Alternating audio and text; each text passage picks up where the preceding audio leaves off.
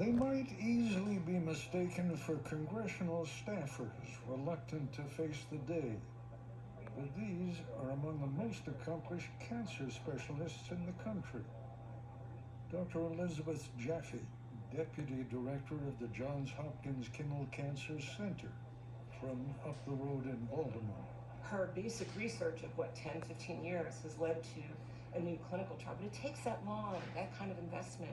Dr. George Weiner, a cancer specialist in Iowa for more than 35 years. Senator George Weiner. Nice to meet you. Has flown in frequently to lobby Congress for more research funds. We are making progress so fast, we just can't slow down. Lobbying for cancer research, he says, used to be like pushing on an open door.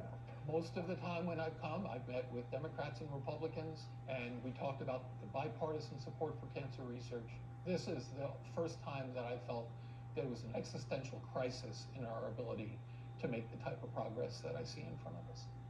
These days, the conversation is all about thousands of layoffs, delays in research, massive budget cuts, close to a 40% proposed cut in funding to the National Cancer Institute.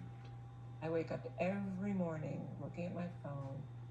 Did I get an email from the National Cancer Institute saying I'm no longer receiving my grants? Have you felt the impact yet? Oh yeah, we certainly have felt the impact, to the point where people are leaving. So in our clinical research operation, which takes years to build, train research nurses takes 2 years, to train coordinators takes 6 to 12 months.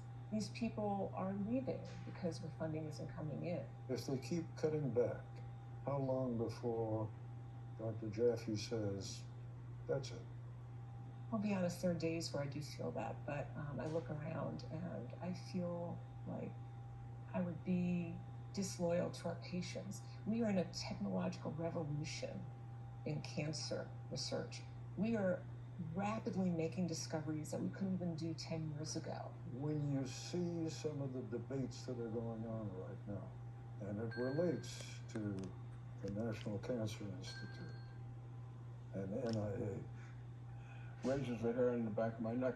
Kevin Callahan was a Marine in Vietnam when he barely survived stepping on a landmine. Decades later, he was diagnosed with a killer disease, pancreatic cancer. First came surgery and chemo. Now he's part of a clinical trial, which is where Dr. Jaffe and her colleague, Dr. Neha Zaidi, come in. They were trying to develop a vaccine to prevent pancreatic cancer. From recurrent. That's Mrs. Callahan, Beth. She wasn't all that sure about the clinical trial at first, but Kevin couldn't stop thinking about all that had gone into it, getting chemotherapy as an approved treatment. They would shoot me up with 3 drugs, and the 4th one, I would go home with a little bag on my chest. It wouldn't come out until Friday. It had to be done over 40 hours. I thought to myself, how many poor bastards went through tests to get that done? So I thought, if there's anything that I can do, I'm more than happy to go in with the study and see if I can help somebody else later on or develop this vaccine. Pancreatic cancer is particularly nasty even when, as with Kevin, it's detected early. The experimental vaccine they've been administering to him is promising. But your chances of recurrence are 80%, and your chances of being alive in 5 years is 20%. He is 4.5 years out without recurrence, part of a small cohort of patients who received the vaccine on that trial, who are, like him, doing well without recurrence. Could it be anything other than the vaccine? We don't believe so. This is not a cancer where sometimes it looks less aggressive than other times. This is a cancer that uniformly, it doesn't matter who you are, it comes back. So far it hasn't. It has not. Bottom line, I'm cancer-free. 5 years.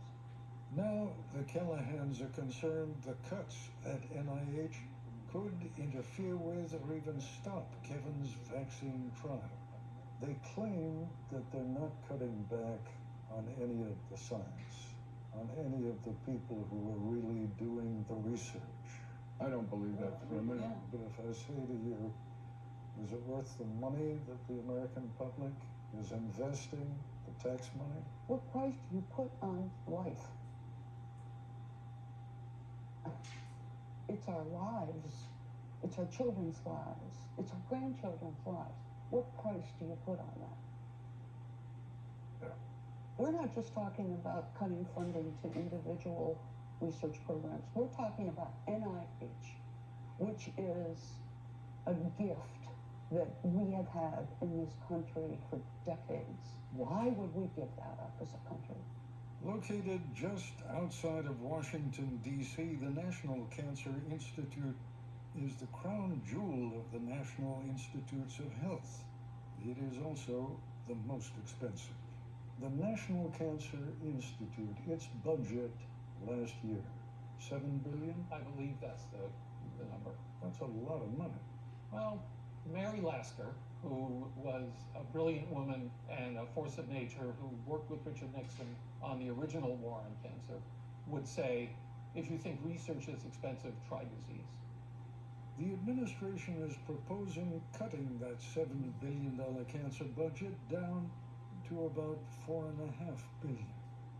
Dr. George Weiner thinks that America's widely recognized position as the world's leader in medical research is at a tipping point.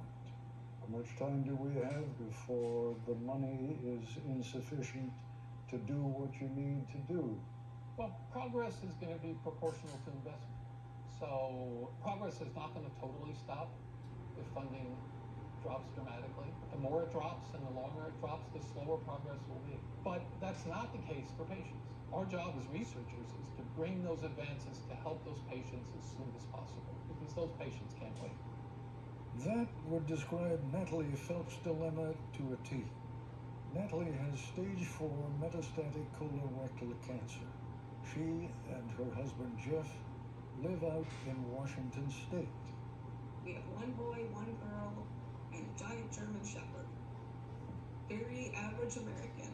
And I had always hoped if I needed a clinical trial, I was like, I'm going to get to the NIH. I'm going to go to the top place in the world. Natalie was invited to NIH for testing to determine if she qualified for a promising breakthrough immunotherapy treatment that has shrunk tumors in about a quarter of the patients with gastrointestinal cancers. When I was invited to go back, I had cancer patients congratulating me. They were like, you made it. It's like making it into the Olympics when you're a cancer patient. The clinical trial is run by Dr. Steven Rosenberg, still practicing in his mid-80s and a legend in the field of cancer research. Well, she's a young woman with a metastatic cancer, so that's a desperate situation. Every patient we see here at the National Cancer Institute has been through all standard treatments that haven't worked, and they come here to the NIH, the National Institutes of Hope, trying to see if some experimental treatments might be of help to them. In late May, Natalie Phelps finally qualified for Dr. Rosenberg's clinical trial, but budget cuts at NIH had already slowed the trial down. NIH has lost about 1,500 employees. Well, we did lose 2 technicians that are involved in producing the materials that are used to treat patients. And would that cause a significant delay? When I say significant, I mean, in Natalie's case, she feels that it has been delayed by a month. Is that correct? That's correct. So, I mean, a month could be critical for her. Certainly can when you have metastatic cancer that's growing. That 1 month delay means Natalie's specialized immune cell therapy won't be ready until late July. I don't even know what seems like an appropriate question. You must be devastated. Well, yeah, Ted, I was diagnosed in 2020 during COVID after giving birth to my second child.